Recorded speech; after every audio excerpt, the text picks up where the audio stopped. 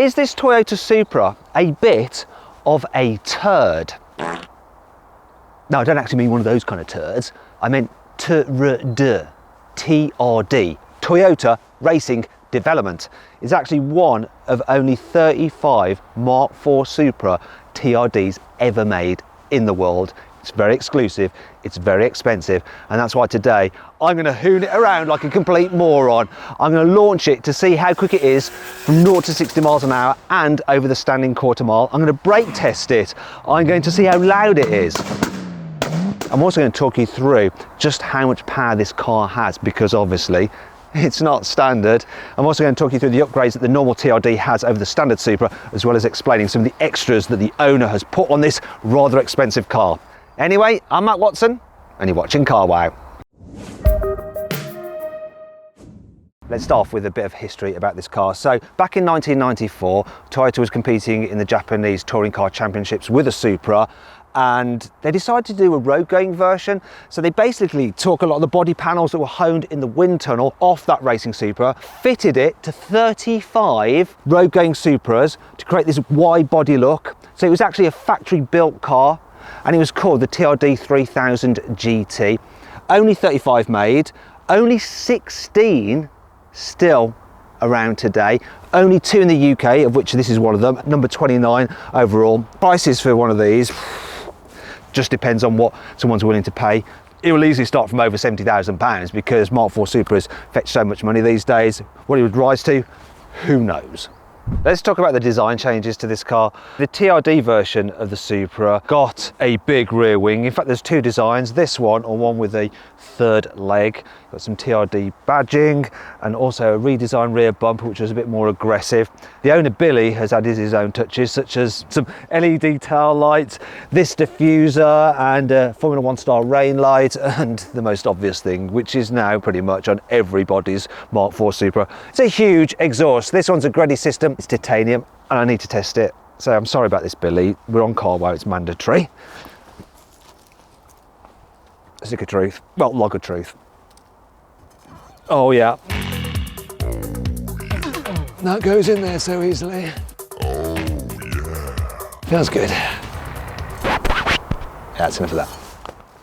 Some of the biggest changes to the TRD Supra are here at the sides. It's got widened wheel arches at the front and at the back. It gives you a 50mm wider track at the front, 60mm at the back, and that allowed Toyota to fit some bigger wheels with larger, wider tyres for more grip. Though, of course, Billy has upgraded these wheels. So these are Volks Racing TE37 wheels, which are very popular in the tuner world, apparently. Another feature that you got with the TRD was some vents here to aid cooling and vent here to aid cooling to the rear diff. Once again, Billy has added his own touches to it. Carbon fibre side skirt here, these smaller door mirrors. I think that's it. Well, obviously the colour scheme. If you're not a total Toyota Mark 4 Supra fanboy, you may think that Billy has done quite a lot of work to this car's front. But actually, this is how it came from the factory. It got this completely new front bumper design with huge air intakes to really feed loads of air into the engine and also into this diffuser here, because the underside of the car is flatter than the normal Supra for improved downforce. They even got rid of the Toyota badge to improve aerodynamics. Then you got this bonnet that has these huge vents cut out of it.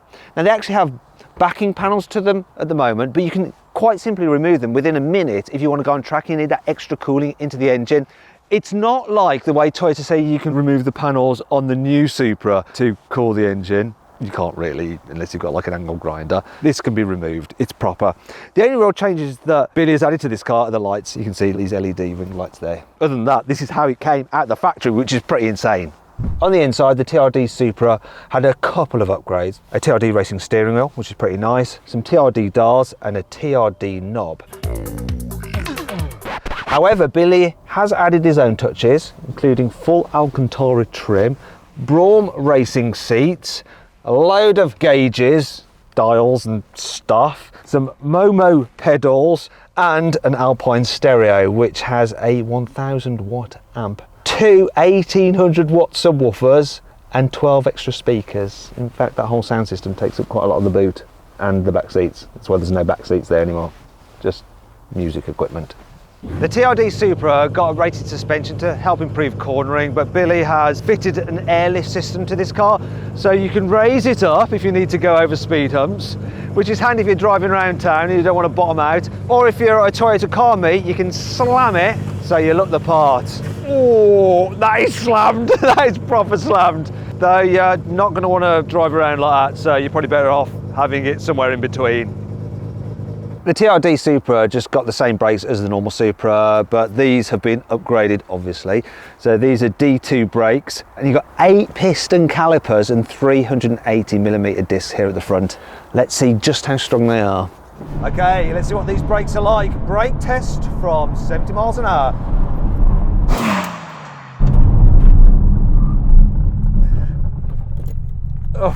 Stopped from 70 miles an hour in 46 meters, which is, I think I could do better. It's just that these brakes aren't that servo assisted in the way that modern cars are, so maybe I could have pushed the pedal harder. Acceptable. Listen, don't worry, there is going to be the launch coming up soon, so bear with me for that and some hooliganism. Let's crack on. The reason everyone loves a Mark 4 Supra is because of this, the famous 2JZ engine, or 2JZ if you're American. 3 litre, twin turbo, straight 6. As standard, it put out 326 horsepower, 441 newton meters of torque, not massive. However, it does have massive tuning potential, and as you can see, this car has been tuned somewhat. So let me just run you through all the things that have been added to this car, and I'm gonna have to read them off my phone because there's so many. For starters, it's got a Gredy TD05 twin turbo kit with external wastegates, triple plate RPS carbon clutch, Svex plug and play ECU, AM 3.5 bar map sensor, FIC 1200cc injectors, toucan touch display, Gredy front mount intercooler kit, Aeromotive fuel pressure regulator with Goodrich braided lines and fittings, HKS 280 cams, HKS cam pulleys, twin fan conversion, alloy tensioner pulley, Gredy alloy top hose, twin HKS air filters, Gredy cooling plate, Bosch knock sensor for Svex, boost control solenoid, Aeromotive FPR kit with gauge, SRD top fed line kit. The result, well, this car puts out 700 horsepower at the flywheel, but he don't want to stop there. He actually wants to take it all the way up to 1500 horsepower. I want to see what it's like just with 700, so let's take it for a spin. A lot of the new cars I test these days have soft limiters, so you can't really experience the exhaust noise when you're stationary. I'm guessing this doesn't have a soft limiter, but let's find out.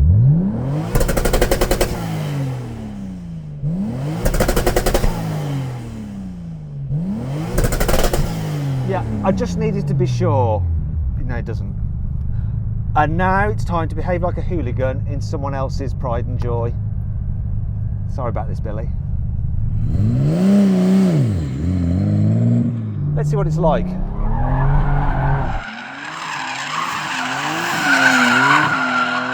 Oh yeah. They'll go sideways and pop at you as you're doing it. Sorry. Don't ever lend your car to me, whatever you do. Now let's go test it out on track. That's a lot of fun. Now I'm going to launch the car in a bit, but first I just want to have a little bit of a drive. I love the way the turbos come in. First turbo comes in around 4. Here it is, it's building. Oh, that's nice. Then the second one comes now, and we're flying. Whoa, that is awesome. I'm loving this. Now, I drove a Supra Mark 4, which had been tuned to over 1,000 horsepower, and that was a little bit too scary for me, if I'm brutally honest. Oh, Christ, this is perfect for me. I want to do it again. Right, here we go. First turbo. Oh, that's nice. Second turbo. Oh! Oh, and the rev limiter! This is what I'm going to miss with electric cars. Electric motors all just feel the same. This engine has so much character. So many different parts to it. The first part when you're off boost and it's still nice, and you come into first turbo, then second turbo, then all the noises. This is lovely. I like the gear shift as well. I tell you what's also impressed me, the handling. This air ride's really good. It turns sharper than the other Mark 4 Supras I've actually driven, and the ride over the bumps, it just irons them out so well. It's surprisingly comfy. Oh, here we go again. Oh, second turbo. Oh, there it is. I was just going over the top of a hill that I thought I was going to take off. I need to be able to give Billy his car back in one piece. Behave. Actually, don't behave. Let's launch it. I'm going to go easy on the clutch, so it's not going to be the best time, but I'm just going to experience what it feels like. Oh, that bogged. That was my fault. That was rubbish. Whoa! Because I didn't have the first turbo spooling, it just bogged. I was just nowhere on the launch. I think I should do it again, don't you? Sorry, Billy. Bogged a bit again. Come on. Come on. Come on. What are we going to do? 5.35 better. Quarter mile. Right, 13.35. Woof. So 13.35 for the quarter mile, 5.35 on the launch. I nannied it off the line, and so my gear shifts weren't great, but still, that time isn't too bad considering I wasn't great at it. And once it's on boost, this thing just flies. It's not even got half the power it's going to end up with. If you want me to get this back when it's at the full 1500 horsepower, let me know in the comments below. I want to, although it will frighten me.